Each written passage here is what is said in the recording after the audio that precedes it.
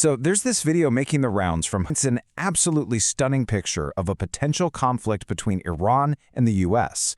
It lays out this step-by-step scenario for an attack that would literally change the world. In this explainer, we're going to deconstruct the key claims from that video piece by piece to really understand the dramatic story it's telling.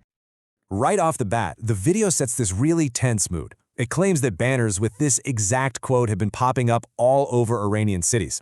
The message is a direct warning to the United States. It's basically saying, hey, any action you take, that's just the seed for a much bigger, much more destructive storm that's coming your way. It really frames this whole thing as a story of inevitable and devastating payback. Okay, so let's get into the first big claim here. The argument is that these aren't just, empty words on a banner. The source claims this is a public declaration of intent, an open announcement of war, not just for the world to see, but for the Iranian people themselves. And according to banners are, well, they're not subtle. They don't just have text. The video alleges they actually show illustrations of a very specific, high-value American target being destroyed, a U.S. aircraft carrier. The point the video is making is that this is a crystal-clear, unambiguous signal of Iran's #1 military goal if a conflict were to break out. So the video claims this isn't some vague threat against the West. No, it's aimed at a very specific target, a U.S. aircraft carrier. And this isn't just about military might, it's about what this thing symbolizes. Let's dive into why the source claims this one asset is so incredibly important. The video really hammers home this number, $20 billion. And that number, it's not just about the money, right? It's meant to make you feel the weight of it, to underscore the massive financial and strategic blow that its destruction would cause. The video basically says it would be a headline that stops the world in its tracks. The way the video paints it, this carrier is way more than just a ship. It's a floating military base, a mobile chunk of American territory that can project power anywhere in the world, carrying over 100 aircraft.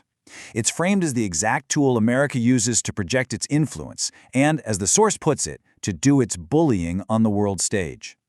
And this is really the heart of it, right? For the source video, this is not just about a military target. The carrier is framed as the ultimate symbol of American takabbur. That's an Arabic word for arrogance or hubris. So the argument goes, attacking this vessel isn't just about sinking a ship, it's about attacking the very idea of American dominance over the globe.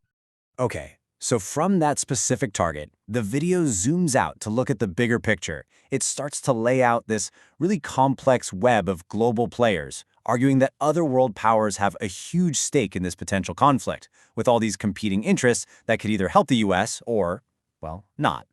And this is where it gets really interesting, because the video draws this huge contrast.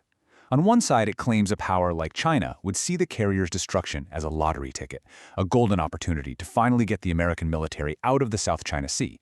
But on the other side, you have the UK, a traditional ally, sending Typhoon jets to Qatar to back up the US.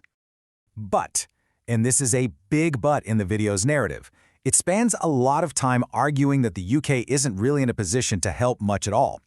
It basically paints this picture of a country that's falling apart at the seams, citing things like an alleged exodus of 3,000 billionaires, crime being at an all-time high, and a health system so broken that people are waiting up to 3 years for surgery.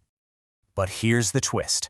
Despite all those supposed weaknesses and the rivalries between powers, the video makes this one absolute claim. When the target is a Muslim country, all Western powers and their allies will, without fail, unite to attack.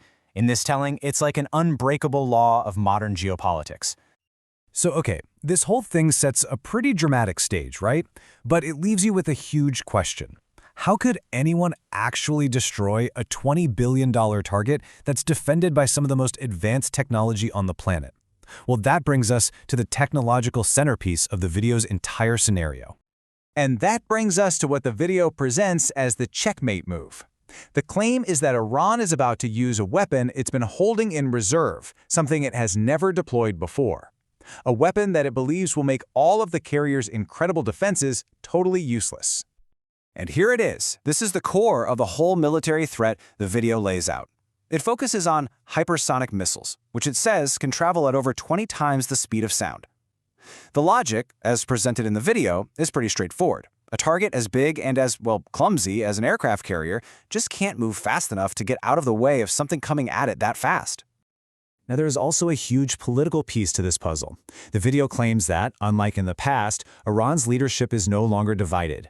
The assertion is that while previous leaders might have favored diplomacy, the current leadership is now 100% unified behind the goal of, and these are the video's words, wiping out America and Israel. And this all leads to the grand finale of the video's prediction. It paints a picture of a world that is radically changed if this attack actually succeeds. We're not just talking about one battle here. We're talking about the dawn of a completely new world order. So according to the video, this wouldn't just be a military loss. Oh no, it would be a political earthquake. It predicts fireworks and celebrations in Moscow, Beijing, and Tehran, and in other Muslim countries too. It claims U.S. influence in the Middle East would just evaporate overnight, that former allies would immediately switch parties, and that America's role as a global superpower would just be over, finished. So when you look at this whole incredibly dramatic scenario laid out it's doing more than just telling a war story. It's fundamentally challenging its audience to rethink the very foundations of global power. And it leaves you with this one kind of nagging question: how stable is everything really?